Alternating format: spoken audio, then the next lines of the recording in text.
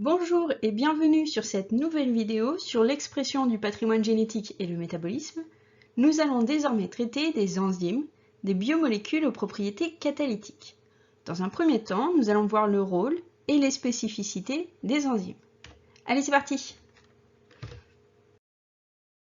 Les protéines sont essentielles à la vie cellulaire et à la spécialisation des cellules. Or, la protéine qui serait la plus abondante sur Terre est la Rubisco. Cette protéine représenterait 0,73 gigatonnes à l'échelle de la planète, soit 730 millions de tonnes. En fait, cette protéine participe à la photosynthèse et notamment à une étape qui consiste à transformer le dioxyde de carbone, CO2, en sucre, et donc de passer de matière minérale à la matière organique. La vie quoi. En fait, la Rubisco est une enzyme, c'est-à-dire une protéine capable d'accélérer une réaction chimique à laquelle elle participe, ici la photosynthèse. On peut alors se demander comment une protéine peut accélérer des réactions chimiques, comment celles-ci, en particulier les enzymes, contrairement aux autres protéines, accélèrent ces réactions chimiques, mais également en quoi participent-elles à la spécialisation des cellules. Dans un premier temps, nous reviendrons sur le rôle des enzymes dans le métabolisme, puis nous verrons comment les spécificités d'organisation des enzymes leur permettent de réaliser leurs fonctions, c'est-à-dire accélérer les transformations chimiques. Enfin, nous expliquerons comment peut-on étudier les propriétés des enzymes. Nous allons illustrer le rôle des enzymes grâce à l'étude des cellules des foies. Les cellules du foie font partie des cellules les plus actives d'un point de vue métabolique. Selon la base de données du protéome humain, le foie produit 67% des protéines connues chez l'être humain, dont plus de 400 enzymes. C'est énorme. Voici maintenant un aperçu du métabolisme du foie. On rappelle que le métabolisme est l'ensemble des transformations biochimiques qui se déroulent à l'intérieur d'une cellule. Et on voit ici que ces transformations biochimiques sont assemblées en voies métaboliques, c'est-à-dire des successions de réactions chimiques agissant les unes après les autres. En fait, ces réactions sont liées les unes aux autres. Attardons-nous désormais sur quelques-unes de ces transformations biochimiques. Alors, on ne va pas toutes les regarder. Prenons par exemple cette transformation ici, qui permet de passer de glucose à glucose 6-phosphate, c'est-à-dire un glucose qui porte un groupe phosphate en position 6. Cette transformation biochimique est réalisée dans le foie grâce à une enzyme qui s'appelle la glucokinase. On appelle alors le glucose 6-phosphate le produit de la transformation biochimique. Il s'avère que cette transformation biochimique se réalise à une vitesse folle. Si on mesure le nombre maximum de molécules transformées par seconde et par molécule de glucokinase, on obtient 220. 220 molécules de glucose sont transformées par seconde par cette enzyme.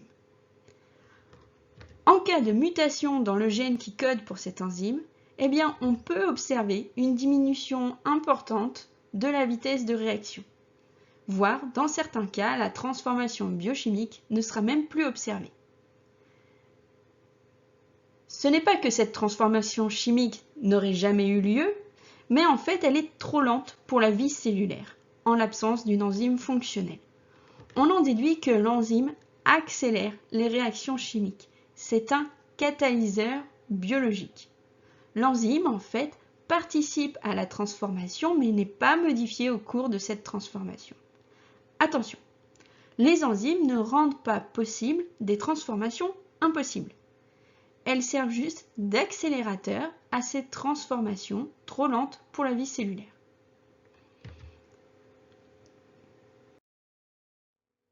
Si on regarde maintenant l'expression du gène qui code pour la glucokinase, on observe que ce gène s'exprime dans différents organes, essentiellement le foie, le muscle cardiaque, mais aussi l'hypophyse et l'hypothalamus. Ces deux structures, l'hypophyse et l'hypothalamus, bien que très différentes, se trouvent dans le cerveau. Cependant, il existe aussi des enzymes exprimées uniquement dans le foie. C'est le cas par exemple de cette enzyme qui s'appelle ADH1A, pour alcool déshydrogénase 1A.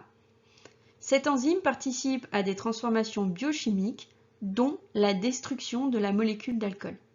C'est une étape de détoxication de l'organisme qui est réalisée essentiellement par le foie.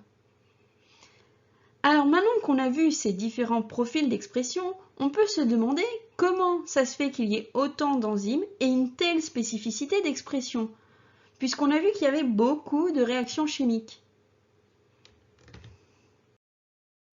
La réponse à cette question tient en un mot, spécificité. Tout d'abord, il existe une spécificité d'action qui est liée au fait qu'une enzyme ne peut assurer généralement qu'un seul type de transformation biochimique. On dit que l'enzyme est spécifique d'une transformation biochimique précise. Par exemple, si on regarde ce qui se passe pour cette molécule ici, le pyruvate, qui semble subir plein de transformations biochimiques différentes. Eh bien, lorsque ce pyruvate se retrouve dans la mitochondrie, ici, il peut être transformé soit grâce à l'enzyme PDH dans une plus grande molécule, ici ACOA, soit il peut être modifié de manière à obtenir un carbone et 3 oxygènes supplémentaires grâce à la transformation catalysée par l'enzyme PC. On voit ici deux enzymes dont le substrat est le pyruvate, mais qui induisent deux réactions biochimiques différentes. Il existe donc une spécificité concernant les réactions catalysées par les enzymes. Il existe une autre spécificité chez les enzymes. On parle de spécificité de substrat. C'est le fait qu'une enzyme ne participe à la transformation biochimique que de certaines molécules précises. En effet, on rappelle que le substrat est une molécule qui se fixe à l'enzyme au cours de la transformation biochimique pour donner un produit. Ce substrat va donc disparaître au cours de la transformation. Prenons un exemple concret, l'hexokinase. Cette enzyme participe à la transformation du glucose, son substrat, en un produit, le glucose 6-phosphate. Si on regarde l'efficacité de cette enzyme à transformer différentes molécules, on voit que l'hexokinase ne reconnaîtra pas d'autres molécules qui ressemblent au glucose. L'efficacité de l'activité de l'enzyme est très fortement modifiée si on remplace le glucose par la glucosamine, qui a une organisation très proche du glucose, mais une formule chimique un petit peu différente. De même, cette activité devient quasi nulle si on remplace le glucose par l'allose, qui a pourtant la même formule chimique que le glucose, mais une organisation un tout petit peu différente. La spécificité des enzymes est donc très sensible à la fois à la composition, mais aussi à la forme, l'organisation moléculaire du substrat. Nous venons donc de voir que les enzymes avaient une double spécificité, une spécificité de substrat et une spécificité d'action. Alors comment est assurée cette spécificité? Eh bien, elle l'est essentiellement par ce qu'on appelle la structure tridimensionnelle de l'enzyme. En d'autres termes, l'organisation de l'enzyme dans l'espace est responsable de la spécificité d'action ou de substrat.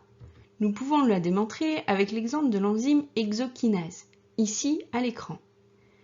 Cette enzyme a pour substrat le glucose, et on observe que son organisation dans l'espace est telle qu'elle forme une sorte de poche ou de creux, ici désigné par la flèche grise, qui accueille le glucose et uniquement le glucose. Cette région de l'enzyme est appelée site actif. Ce site actif est spécifique de chaque substrat, donc chaque enzyme est spécifique de son ou ses substrats. Dans le site actif, on retrouve par exemple des acides aminés qui forment une sorte d'attraction avec le substrat. Cette attraction peut d'ailleurs induire un changement de forme de l'enzyme. On parle alors d'ajustement induit. Cette vidéo se termine ici. N'hésitez pas à annoter votre cours, voire à griffonner quelques schémas. Je vous dis à bientôt pour le quiz.